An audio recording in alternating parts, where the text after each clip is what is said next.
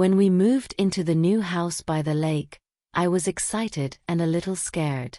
Excited because the house was huge and had a big backyard where I could play. Scared because moving meant leaving behind my friends, my school, and everything familiar. But there was one thing I was used to.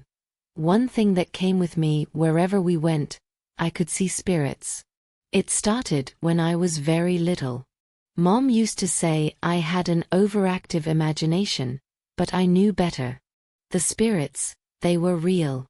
At first, they were nice, just lonely souls looking for someone to talk to. But when we moved to this house, the spirits changed. They became darker, angrier, and they wanted me to do bad things. The first night, I met him.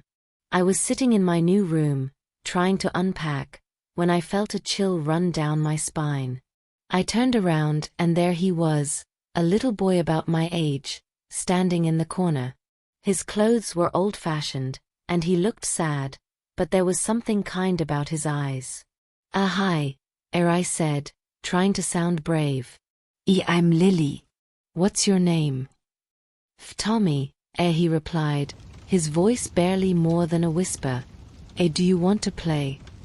I nodded eagerly, happy to have someone to talk to. Tommy became my best friend. He showed me all the secret places in the house and told me stories about the people who had lived there before. I could tell he was a ghost, but he was friendly and made me feel safe. But as the days went by, more spirits appeared. They weren't like Tommy. They were mean, whispering terrible things in my ear, telling me to do bad things. At first, it was small stuff, breaking a vase, spilling juice on the carpet, but then they wanted more. One night, I was lying in bed when I felt a cold hand on my arm. I opened my eyes and saw a woman standing over me. Her face was twisted with anger, and her eyes burned with a terrifying light. Lily, as she hissed, you need to help us. Do what we say, or we'll make you regret it. I was too scared to speak. I squeezed my eyes shut and wished she would go away. But she didn't. She stayed, whispering horrible things, until I couldn't take it anymore. The next day, I was playing with Tommy by the lake. It was a beautiful spot, the water shimmering in the sunlight, surrounded by tall trees. But even here, I couldn't escape the spirits. They were everywhere, watching me, waiting. Tommy, I said, my voice trembling, they want me to do bad things. I don't want to, but they won't leave me alone. Tommy looked at me with sad eyes. You have to be strong, Lily. Don't listen to them. They can't hurt you if you don't let them. But they're so angry, I whispered. Why are they so angry? Tommy sighed. A long time ago, bad things happened here. People got hurt, and some died. Their spirits are trapped, and they're mad because they can't move on. I shivered, hugging my knees to my chest. What can I do? You have to be brave, Tommy said. Don't give in to them. And remember, I'm here. I'll protect you. That night, the spirits were worse than ever. They crowded around my bed, their voices a cacophony of demands and threats. I covered my ears, but their words seeped into my mind, filling me with fear and confusion. Lily, the woman's voice cut through the noise. You need to do this. You have to help us. Go to the lake. No.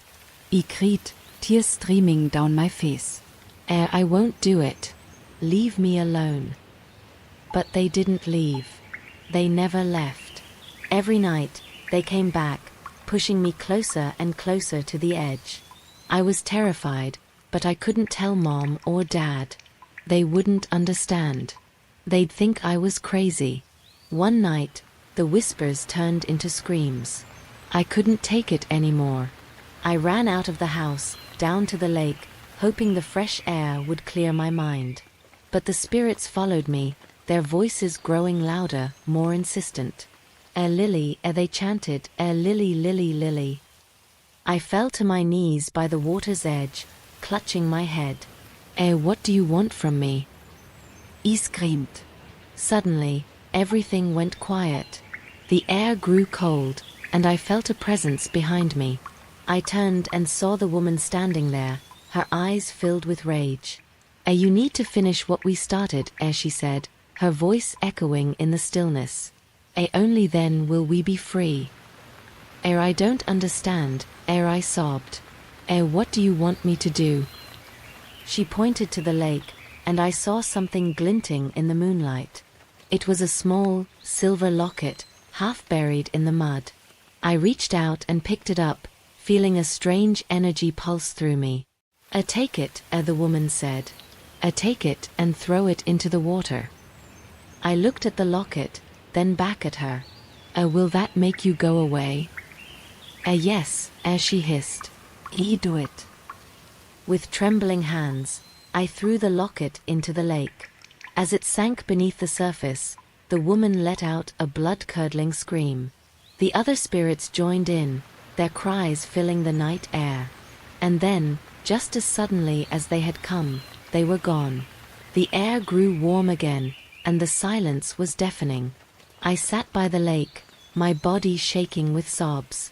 Tommy appeared beside me, his face pale and worried. Lily, are you okay?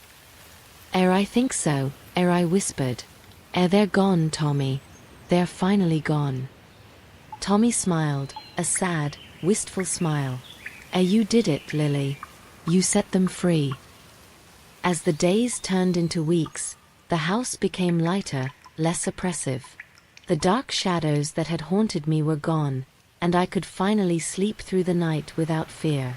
Tommy stayed with me, my constant companion and protector. One day, as we were playing by the lake, Tommy stopped and looked at me with those sad eyes. Lily, there's something I need to tell you. What is it, Tommy? I asked, feeling a pang of anxiety. I have to go, he said softly. You freed them, but you also freed me. It's time for me to move on. No. I cried, tears filling my eyes. You can't go. You're my best friend. Tommy reached out and took my hand, his touch as cold as ever. I'll always be with you, Lily. You're the bravest person I've ever known. But it's time for me to rest. I watched, heartbroken, as Tommy slowly faded away. I knew he was going to a better place, but it didn't make it any easier. I was alone again, but I felt a strange sense of peace. The spirits had wanted me to do bad things, but in the end, I had done something good. I had freed them, and in doing so, I had freed myself. The lake, once a place of fear and darkness, was now a place of peace and reflection. And though I couldn't see him, I knew Tommy was still with me, watching over me, my forever friend.